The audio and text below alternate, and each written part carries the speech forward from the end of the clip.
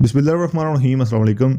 आज की इस वीडियो में हम कार एग्जॉस्ट बैक प्रेशर की टेस्टिंग को डिस्कस करने वाले हैं कि कार के साइलेंसर के बैक प्रेशर को मेजर करने से कैसे पता चलता है कि कैटालिटिक कन्वर्टर चोक है या नहीं। कार के एग्जॉस्ट बैक प्रेशर किस टूल से चेक किया जाता है, कितने आरपीएम पर कितना पीएसआई प्रेशर होना चाहिए तो कैटालिटिक कन्वर्टर ठीक है, और कितने पीएसआई बैक प्रेशर पर कैटालिटिक कन्वर्टर को क्लीन या तब्दील करने की जरूरत होती है। इसके अलावा एग्जॉस्ट बैक प्रेशर के ज्यादा होने पर इंजन में क्या मसले आते हैं और विदाउट किसी टूल के बैक प्रेशर होने का अंदाजा कैसे लगाया जा सकता है, ये सब डिस्कस करेंगे आज की इस वीडियो में। तो आइए शुरू करते हैं।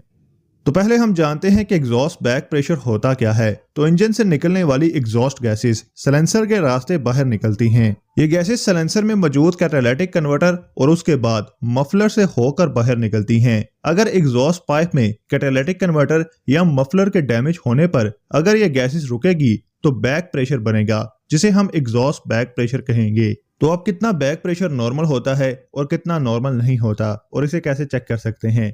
एग्जॉस्ट बैक प्रेशर पेट्रोल गाड़ी में चेक करने के लिए यूनिवर्सल टूल मिलता है। इस टूल का नाम एग्जॉस्ट बैक प्रेशर टेस्टर है। इस टूल को आपने ऑक्सीजन सेंसर 1 को खोलकर इस जगह फिट करना है और इंजन को स्टार्ट करना है।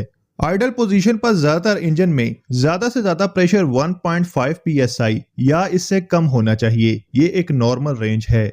बहुत कम गाड़ियों में साइलेंसर के डिजाइन की वजह से ये प्रेशर आइडल पोजीशन पर 2 psi भी हो सकता है, लेकिन अक्सरियत गाड़ियों में एग्जॉस्ट बैक प्रेशर 1.5 psi से कम होना चाहिए आइडल पोजीशन में। इसी तरह 2000 आरपीएम पर एग्जॉस्ट बैक प्रेशर 3 psi या इससे कम होना चाहिए। अगर एग्जॉस्ट बैक प्रेशर बताए गए रेंज से ज्यादा होगा तो कैटालिटिक कन्वर्टर होने की सूरत में कैटालिटिक कन्वर्टर चोक होगा, और अगर कैटालिटिक कन्वर्टर मौजूद नहीं होगा साइलेंसर में तो ये बैक प्रेशर वैक्यूम बनने लगेगा साइलेंसर में और माइनस में पीएसआई प्रेशर शो होने लगेगा। नेक्स्ट बात करते हैं कि एग्जॉस्ट बैक प्रेशर होने पर इंजन में क्या मसले आते हैं और नॉर्मली खुद कैसे डायग्नोस किया जा सकता है कि गाड़ी में बैक प्रेशर का मसला है। साइलेंसर में बैक प्रेशर बनने से हाई स्पीड पर lack of power, bad fuel economy और ओवर हीटिंग का मसला आएगा।